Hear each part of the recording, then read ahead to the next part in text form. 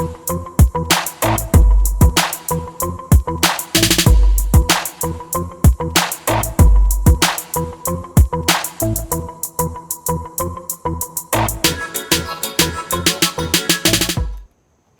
my Facebook friends and my YouTube friends. My name is Daisy Daniel. I'm a personal resilience life coach coming to you every Monday and Thursday, U.S. Eastern Time at 12 p.m. to do a reflection and a reading from the book, The Language of Letting Go by Melody Beattie. And I hope you enjoy this. I'm really enjoying reading these passages in an impromptu way. I don't know what I'm going to read, but I love little challenges like that for myself. And hopefully I'm role modeling for you how to do little tough challenges for yourself as well. For those of you that don't know me, like I said, my name is Daisy Daniel. I coach women and children. I love to coach them in the area of just self-empowerment, personal development. If you know anybody or have been or are going through different forms of abuse or trauma, that's where I excel. But I also do other forms of life coaching as well. But that is where my passion is. And the reason I want to read twice a week live from this book, and I don't know why, I noticed it on the last video, it looks backwards from you guys. Even if I do this, it's backwards. If someone could tell me why, that would be great. The reason I want to read from this book is because this book has to do with codependency issues. And a lot of us have codependency issues, but we don't realize it. And I've studied it a little bit, with my psych degree. And I know a lot of people are codependents, but it wasn't until recently that I started really seeing myself as a full-blown codependent. So I'm in part helping myself while hopefully I'm helping others during this. The other reason I wanted to do Facebook Live is because I wanted it to be just a relaxing time.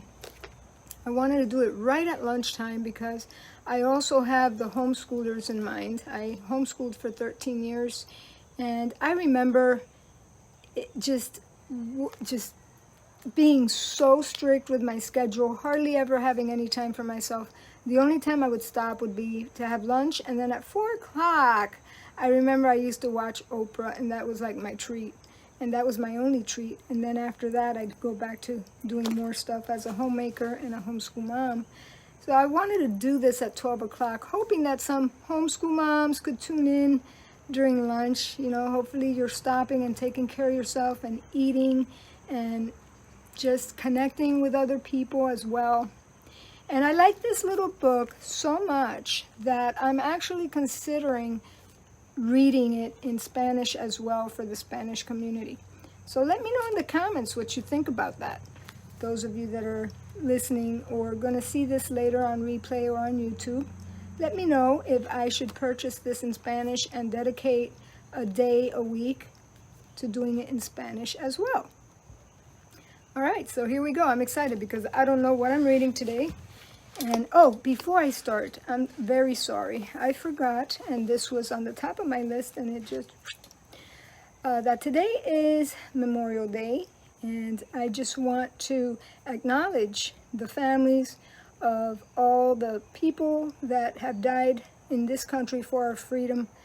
And, freedom is never free, any way you look at it, whether it's from keeping, our country free, whether it's keeping ourselves free, not being in bondage, not being in relationships that keep us enslaved. There's always a price to pay for freedom. And I just want to take a moment of silence where we could think about those families today that are grieving the loss of their family or friends that have died for our freedom here in the United States. And we still have our freedom. We're very blessed to still have our freedom in this country. Doesn't mean we'll have it forever. Things could change overnight like that. My family came from Cuba, and it changed overnight for them. And it's still, socialist, communist, whatever you want to call it, dictatorship. So hopefully that will never happen here. So let's just take a moment of silence and remember those families and friends.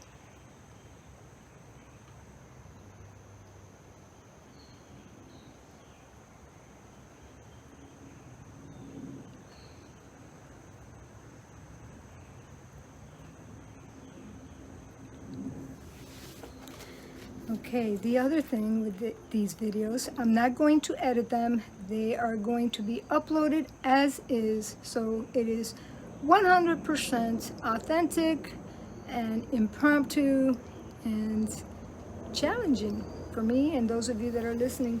Hopefully you all will participate and tell me what you think about what I read.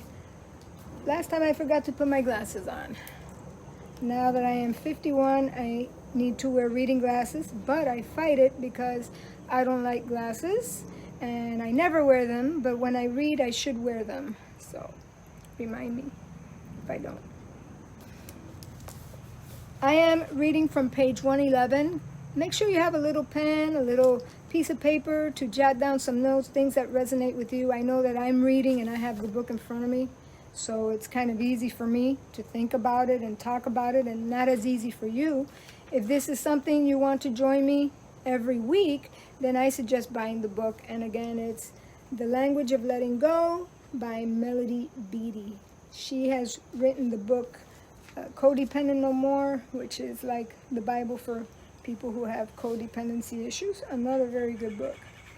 All right, so I am reading from page 111, and the title is Resisting Negativity. Here we go. I'm going to keep my pen close so I could underline what resonates with me, what stands out to me. Some people are carriers of negativity. They are storehouses of pent-up anger and volatile emotions. Some remain trapped in the victim role and act in ways that further their victimization.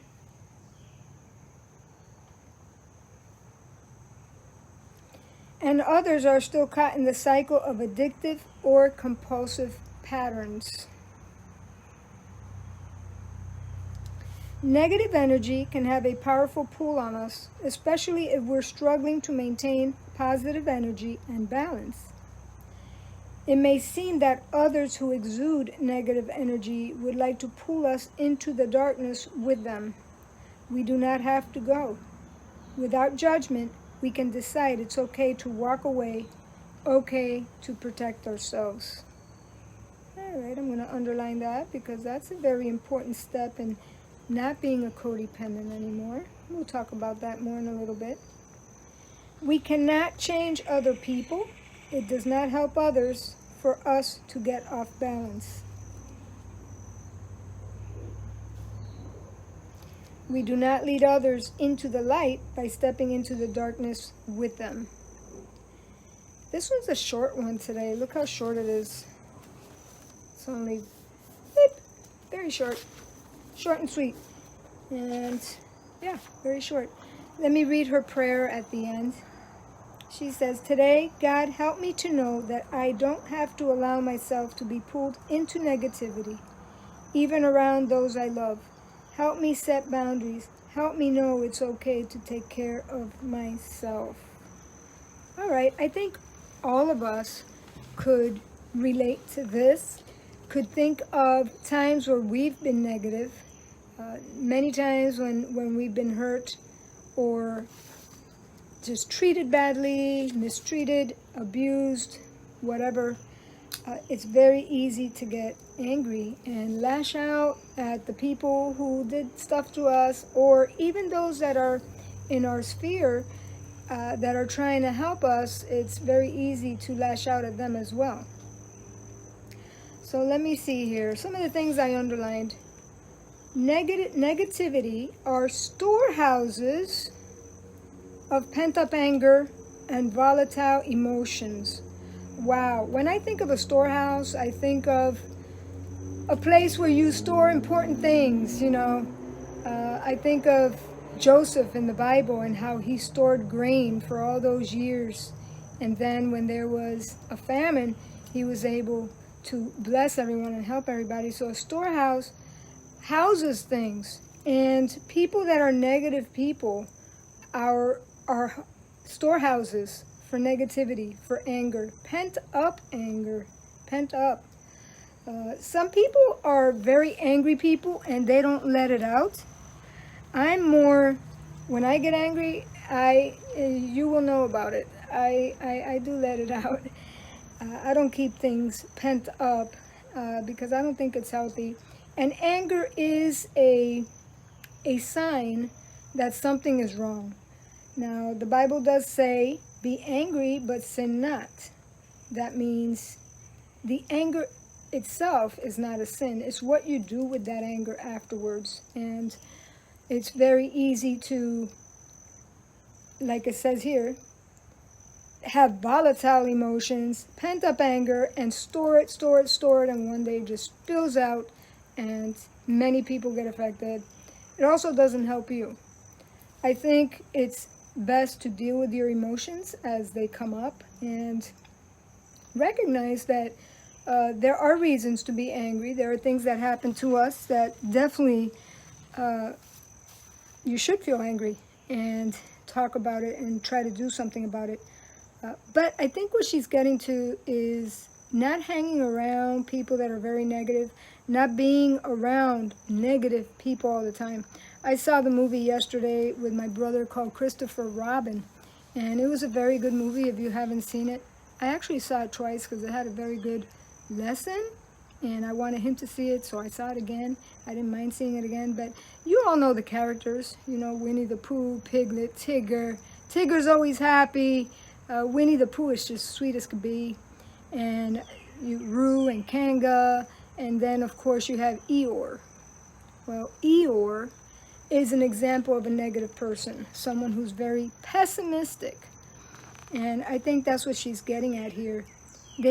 All they could think about is negative stuff all the time. They're never happy. They don't have things to look forward to. They see the glass half empty instead of half full. And that's having a negative mentality. All right, so I underlined that. Let's see what else. It says, some remain trapped in the victim role and act in ways that further their victimization. Yes, that's easy to do. Especially if you have had experience with abuse.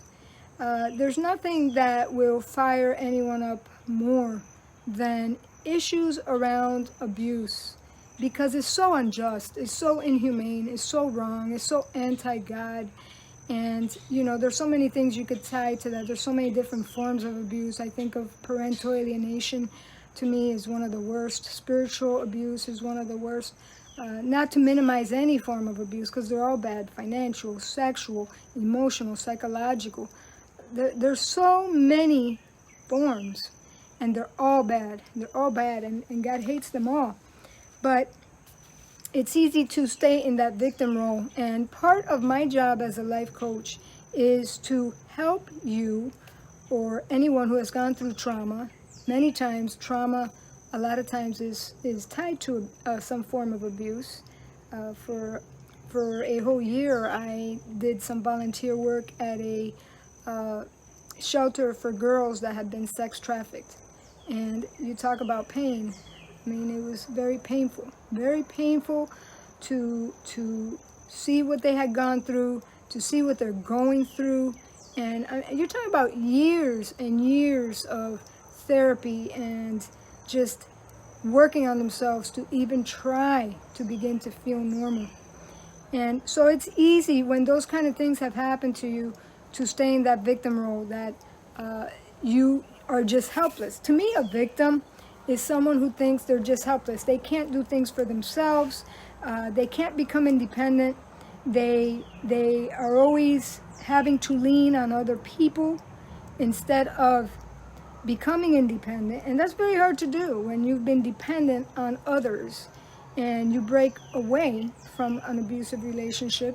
It's hard to do, but at some point, you have to stop being a victim. Yes, you were a victim at one point, but again, there comes a time where you have to stop being a victim And yes, they did those things to you. It doesn't minimize who was at fault, what they did, but you have to move on. You have to heal. You have to grow. And the only way to do that is to not continue to look at yourself as a victim. What they say, you're either a victim or a victor, right? Victim or victor. Then I underline this, and others are still caught in the cycle of addictive and compulsive patterns. So there are people who, hey there, it's nice to see people dropping in. There are people who, they don't look at themselves as a victim, but they are in an addictive or compulsive pattern in their life. And that's all part of codependency as well. And you just keep repeating the same mistakes, doing the same things again, hoping that things will be different, hoping that things will change. And guess what? They don't change because you need to change yourself. Once you start changing yourself, some people around you, some of the circumstances might change, but many times they don't change either. So your best bet is changing yourself and staying on that path of personal development. Then I underline this part. Without judgment, we can decide it's okay to walk away, okay to protect ourselves. She's talking about people who are very negative. And when you're around negative people all the time, eventually you will become negative. I gave the example of Eeyore from Winnie the Pooh. Eeyore forever, to this day, every episode. He's pessimistic. He's never happy. Everything's gloomy. Everything, today's raining all day. Eeyore would be upset that, it's raining. He can't go to the beach. He can't do... That's it, even if he goes to the beach, because I don't think Eeyore does anything fun. So when you think of the word negativity, people that are negative, think about Eeyore from Winnie the Pooh. Nothing goes right. He does nothing fun. He's never happy. And what she's saying is, resist negativity. Resist it. Don't get involved in it. Don't get involved in people that are negative all the time. Try to be around people that are positive, the opposite of that. And it's okay to walk away from people like that. Or it's even okay to say, you know what, this conversation is not really helping us right now. It's not helping me, and I just need to think about better things and more positive things and walk away. It's okay to protect yourself. Okay, I'm reading right from the book. The next thing I underlined, we cannot change other people. It does not help others for us to get off balance. Okay, wow, that's loaded right there. We cannot change other people. Period. End of story. We cannot change other people. Our life might be able to influence some people. We might have some impact here and there, but our job isn't even to try to do that. Our job is to do what God put us here on earth to do, to the best of our ability, to love everybody, the golden rule, to love others as we love ourselves, and to fulfill God's plan for our life. And many people won't like that, and not everyone's going to be your friend, and that's okay. And I've been now on a 7-year journey, personal journey. I'm in a hugely much better place.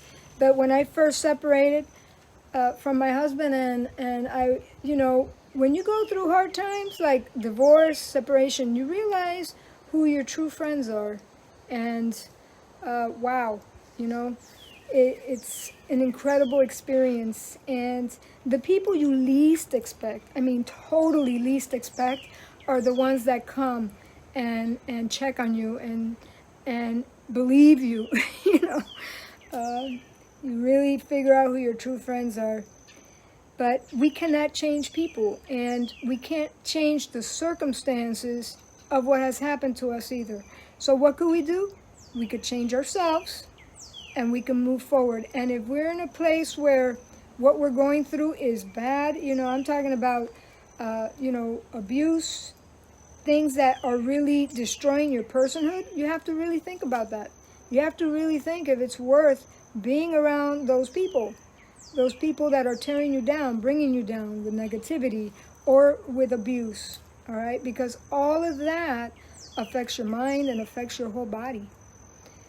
So this was a very good read. It was entitled Resisting Negativity. So I'm going to open it up. If anybody wants to type any comments, wants me to expand on anything that I've said, if you're hearing this later on the replay, leave comments. I will answer them. Those of you that hear it on YouTube, same thing. Leave comments and I will answer it as I see what the questions are. But we'll see if there are any questions. I'll answer them. If not, we will move on.